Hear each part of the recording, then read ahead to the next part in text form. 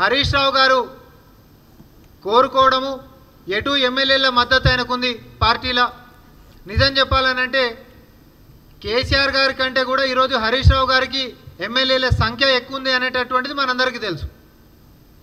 మరి ఎమ్మెల్యేల మద్దతు నాకుండి పార్టీలో కొట్లాడుతున్నటువంటి పేరు నాకుండి ఇన్నేళ్ల సంధి కొట్లాడినటువంటి చరిత్ర నాకుండి ప్రతిపక్ష నాయకుడు లెక్క నాకు అన్ని హోదాలు ఉన్నాయి కదా, మరి నాకు కూడా ఇది ఇస్తే నేను కూడా కొట్లాడి చూపిస్తాను అనేటటువంటి ఆలోచనతో లోపల రాజకీయాలు అనేటటువంటిది బీఆర్ఎస్ పార్టీలో జరుగుతున్నటువంటివి.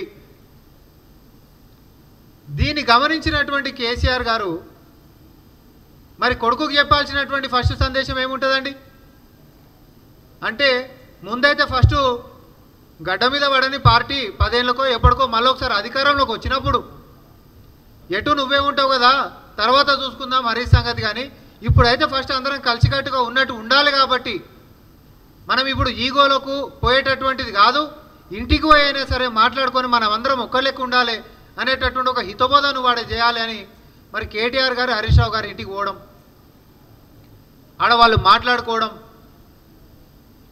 బయట ఎన్ని పంచాయతీలు ఉన్నా సరే కలిసి అయితే మనం కొట్లాడుకుందాం, బయటికి మాత్రం మంచిగుందాం, లోపల ఎన్ని పంచాయతీలు ఉన్నా సరే బయటికైతే మంచిగుందాం, పార్టీని అయితే తెచ్చుకునేటటువంటి ప్రయత్నం చేద్దాం, తర్వాత నాయన ఉంటాడు అన్నిటికీ, నాయన తర్వాతనే కదా మన అందరి పంచాయతీ అనేటటువంటిది వాళ్ళు మాట్లాడుకునే ప్రయత్నాలు చేసినప్పటికీ ఇట స్పష్టంగా కేటీఆర్ గారికి ఒక విషయం తెలుసు, హరీష్ రావు కోరుకుంటున్నటువంటి ప్రతిపక్ష నాయకుడి పదవి గిట్ట హరీష్ రావుకి ఇస్తే ఈయన ఇదే పార్టీలో అత్యంత బలమైనటువంటి నాయకుడి లెక్క మారి రేపొద్దున ఇదే కేటీఆర్ గారికి కేసీఆర్ గారికి భవిష్యత్తులో రాజకీయంగా పెద్ద గండంగా మారతాడు అనేటటువంటి స్పష్టత కేసీఆర్ గారికి కేటీఆర్ గారికి ఉంది.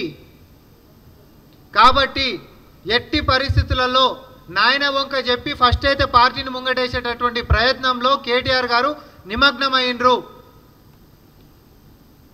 ఫస్ట్ అయితే పార్టీ గురించి కొట్లాడదాం, నాయననే అన్నిటికీ కదా, తర్వాత ఇవన్నీ చూసుకుందాం.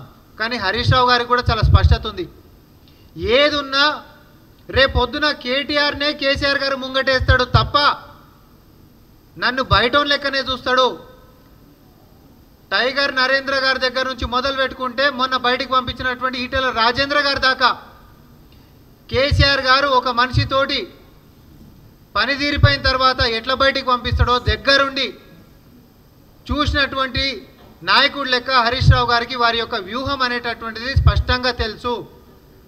కాబట్టే హరీష్ రావు గారు తన యొక్క పార్టీలో తన ఉనికి కోసం తన భవిష్యత్తు కోసం ప్రతిపక్ష నాయకుడి హోదా నాకుంటే కనీసం ఒక రక్షణ కవచంగా ఆయనకు ఉంటుంది అనేటటువంటి ఆలోచనతోటి హరీష్ రావు గారు పావులు కదుపుతా ఉన్నాడు.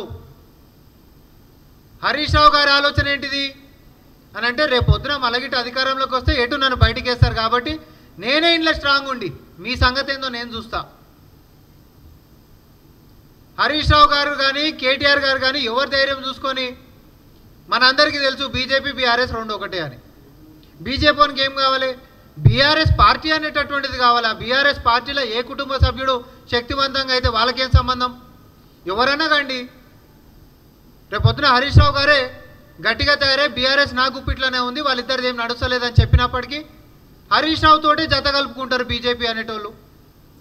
లేదు కేటీఆర్ గారే ఈరోజు హరీష్ రావు గారు కోరుకుంటున్నటువంటి ప్రతిపక్ష పదవి హరీష్ రావు గారికి రాలేదనుకోండి, ఇదే పార్టీలో హరీష్ రావు గారిని బలహీనంగా తయారు చేసి రాజకీయంగా భవిష్యత్తు లేకుండా చేసేటటువంటి కుట్ర అదే వ్యవస్థ మళ్ళీ కేటీఆర్ కేసీఆర్ చేశారనేటటువంటి స్పష్టత హరీష్ రావు గారికి కూడా ఉంది. కాబట్టి హరీష్ రావు గారి ఆలోచన ఏంటిది, రేపు పొద్దున నేను గట్టిగా అయి నన్ను బయటికి పంపించేదా వీళ్ళనే బయటికి పంపించేదా నేను బీజేపీతో కలిసేదా అనేటటువంటి ఆలోచనతో ఆయన ముందుకు ఆయన వ్యూహాలు ఆయనకు ఉండొచ్చు. కేటీఆర్ గారేమో సరే ఇప్పుడైతే కలుపుకున్నట్టు నాటకాలు చేసుకుందాం, లేకపోతే ఏదో ఒకటి సర్ది చెప్పుకుందాం, సంధి చేసుకుందాం, కలుపుకొని ఫస్ట్ అయితే పార్టీని ముంగటేసే ప్రయత్నం చేసుకొని మళ్ళీ మనం గిట్ట వచ్చినాడు ఈ హరీష్ రావు గారి సంగతి ఏందో మనం తర్వాత చూసుకుందామని ఈయన ఆలోచన. లోపల ఇద్దరు కూడా కడుపులలో కత్తులు పెట్టుకొని ఈరోజు ఫైనల్ మ్యాచ్ లెక్క మారింది. ఏంటిది అని అంటే, సపోజ్ కేటీఆర్ గారు సంధి కోసం హరీష్ రావు గారి ఇంటికాడికి పోతే హరీష్ రావు గారు ఈరోజు నాకు ఏది అవసరం లేదు, నేను పార్టీ కోసం కష్టపడతా అనేటటువంటి లైన్ తీసుకుంటే హరీష్ రావు గారి రాజకీయ భవిష్యత్తు ఖతమైపోయినట్టే. ఎందుకనంటే కేటీఆర్ పార్టీలో అత్యంత బలమైనటువంటి శక్తిగా ఎదుగుకుంటూ హరీష్ రావు గారు ఇప్పుడు ఊపినటువంటి తోకని కట్ చేసేటటువంటి వ్యూహం ఆయన అమలు పరుస్తాడు. కాబట్టి అదే హరీష్ రావు గారు కోరుకుంటున్నటువంటి ప్రతిపక్ష హోదా గిట్ట కేసీఆర్ గారు కేటీఆర్ గారు తలొగ్గి ఎమ్మెల్యేల శక్తి హరీష్ రావు గారు ఉందనో లేకపోతే భవిష్యత్తు బయట పెంట కావద్దనో ఇది ఏదో ముంగడికి నడుపుదామనేటటువంటి దాంతో హరీష్ రావు గారు కోరుకుంటున్నటువంటి ప్రతిపక్ష బాధ్యతను గిట్ట ఆయనకు వస్తే కేటీఆర్ పని ఖతమైపోయినట్టు. ఎందుకంటే హరీష్ రావు తిరుగులేనటువంటి శక్తి లెక్క బీఆర్ఎస్ పార్టీలో ఎదిగి కేటీఆర్ ఫ్యూచర్ థ్రెట్ కాబట్టి ఆయనను మాత్రం ఎట్టి పరిస్థితులలో భవిష్యత్తులో బీజేపీతో చేతులు కలుపుకొని కేటీఆర్ని మాత్రం పక్కకు నెట్టేసేటటువంటిది ఈరోజు నేను ఈ మీడియా ముఖంగా నేను మీ అందరికీ చెప్తున్నా. ఇది మళ్ళీ మనం భవిష్యత్తులో కూడా మనం మాట్లాడుకుందాం. ఇవన్నీ ఆన్ రికార్డే ఉంటాయి. వాళ్ళ లోపల అంతర్గత కళాలు ఏ స్థాయికి వెళ్ళిపోయినాయి అని అంటే దాపు దొరికితే చాలు బండబూతులు తిట్టుకునేటటువంటి పరిస్థితికి వచ్చిండ్రు. కాబట్టి ఈ యొక్క రాజకీయ చదరంగంలో ఈరోజు జరుగుతున్నటువంటి దాంట్లో ప్రతిపక్ష హోదా కోరుకుంటున్నటువంటి హరీష్ రావు గారికి ఆ యొక్క పదవి రాకపోతే ఆయన జీవితం అంధకారం అయ్యేటటువంటి పరిస్థితి.